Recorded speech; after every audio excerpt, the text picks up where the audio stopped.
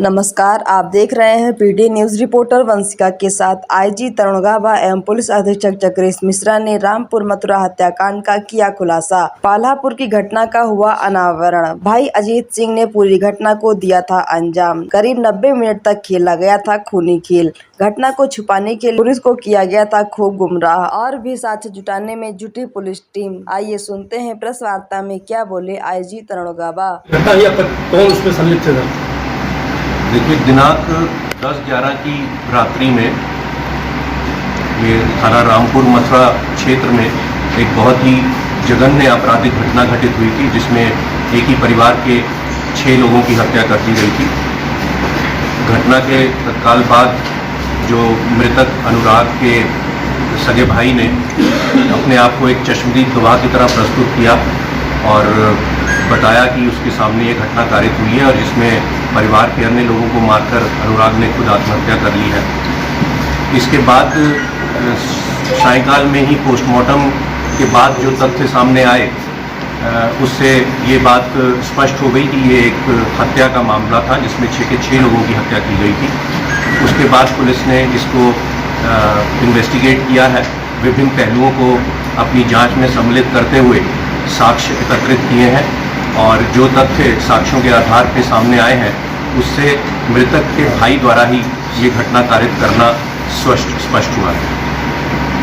क्या वजह है? क्या वजह है? ये जो अभियुक्त है अजीत, इसके द्वारा कुछ पैसे और ज़मीन के विवाद के चलते हुए ऐसा महसूस किया जा रहा था कि इसके भाई और उसकी भाभी द्वारा से उनसे ये प्रताड़ित महसूस कर रहा था और इसको लग रहा था कि वो इसके साथ बेईमानी कर रहे हैं। एक 24 लाख का केसीसी लोन भी था जो उन लोगों ने पहले इससे बात की थी, वादा किया था कि वो इसको मिलके चुकाएंगे, जो कि इनके पिताजी के जीवित रहते हुए समय का लोन था, परंतु इनके द्वारा उससे इनकार कर दिया गया। घटना की रात्रि में भी ये एक इमीडिएट रीज़न रहा जिससे शुद्ध होकर इसने इस घटना को अंजाम दिया। कैसे सर सिलसिलेवार अगर बात करें, एक आदमी 6 लोगों की जान लेता है तो कैसे वो करता है? घटनाक्रम क्या रहा? देखिए, घटनाक्रम जैसे मैंने बताया कि जब हत्या के केस की विवेचना शुरू हो गई, जब ये स्पष्ट हो गया कि 6 लोगों की हत्या की गई है, उसके बाद जो ये अपने आप को चश्मदीद गवाह बता रहा था उससे भी गहनता से पूछताछ की गई। CDR एनालिसिस किए गए, टावर डंप एनालिसिस किए गए। जो अन्य रिश्तेदार थे, पड़ोसी थे, गांव के लोग थे, उनसे भी बातचीत की गई, छानबीन की गई।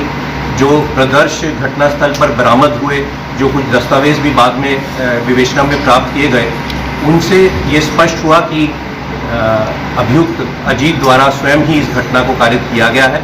जहाँ तक घटनाक्रम का बात है तो इसने सिलसिलेवार फर्स्ट फ्लोर से शुरू करके पहले अपनी भाभी को इस घटना का अंजाम बनाया, उसके बाद नीचे ग्राउंड फ्लोर पे आके इसकी माँ जिनको जानकारी हो गई थी उन पे वार किया, अपने भाई पे वार किया और फिर एक एक करके बाकी बच्चों को भी इसने इस घटना का अंजाम बनाया।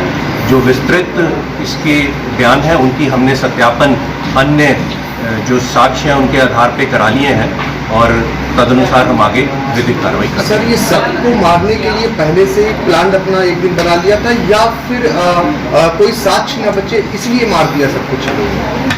देखिए, ये पूर्व में ही अपने भाई और खासकर अपनी भाभी से प्रताड़ित महसूस कर रहा था। इसको लगता था कि भाभी भी हैं जो वो भाई को सही निर्णय नहीं लेने दे रही और इसके खिलाफ वो लोग जा रहे हैं। तो इसका जो अब तक विवेचना हुई है इससे ऐसा लग रहा है कि ये अपने भाई और भाभी को इस घटना का अंजाम बनाना चाहता था, परंतु बाकी लोग जो कि घटना के बारे में जान गए तो इस कारण से उसको उनके खिलाफ भी इसने ये घटना काटी। सर, ये माँ को किस चीज़ से मारा है?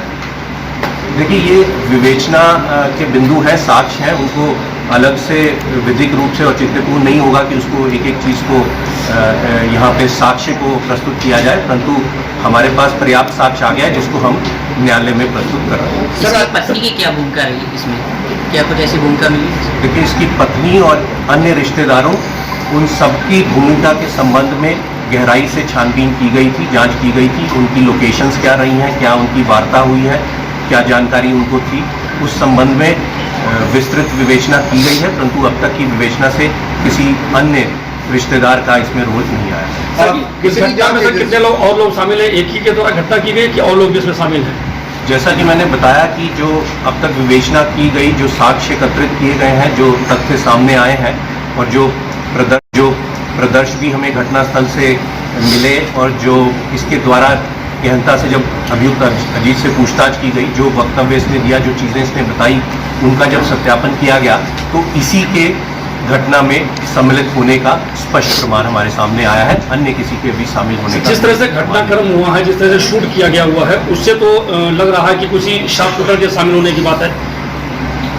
एक तमंचे का प्रयोग किया गया है और जो साक्ष्य घटनास्थल से मिले हैं उससे मैंने कि जैसे बताया कि अभियुक्त अजीत के सम्मिलित होने का पूर्णता साक्ष्य के आधार पर स्पष्ट हो रहा है। सर, तमाम ऐसे अनसुलझे सवाल हैं जो इसे खुलासे पे जो है सब क्वेश्चन लगा रहे हैं कि क्या एक जो जिसके भी कुछ दिन पहले बाईपास सर्जरी हुई हो और जिसको डॉक्टर के बताया जाता है कि उसे मतलब शोरगुल से अलग रहने से उसको आराम मिलना चाहिए, तो क्या वो ऐसा एक हार्ट पेशेंट जो सर्जरी जिसकी हुई है वो 6 घटनाओं में शामिल हो सकता है और वो भी वेपन से हम अंजाम दिया हो? देखिए, वो बहुत समय से, जैसे मैंने बताया, प्रताड़ित महसूस कर रहा था और उस रात को भी एक इमीडिएट रीज़न उसके पास भी रहा, ये भी हमारे सामने आया है। और जो भी एविडेंसेस घटनास्थल से प्राप्त हुई और जो और छानबीन की गई, उससे मैंने बताया कि पर्याप्त साक्ष्य हमारे पास है कि उसके द्वारा ये घटना को कारित किया गया। ये अवैध असलाह जो इसमें प्रयोग किया गया उसके द्वारा, ये इसके संबंध में कुछ आपने जानकारी ली, कहाँ से उसके पास आया? हाँ, उसके बारे में छानबीन की गई है।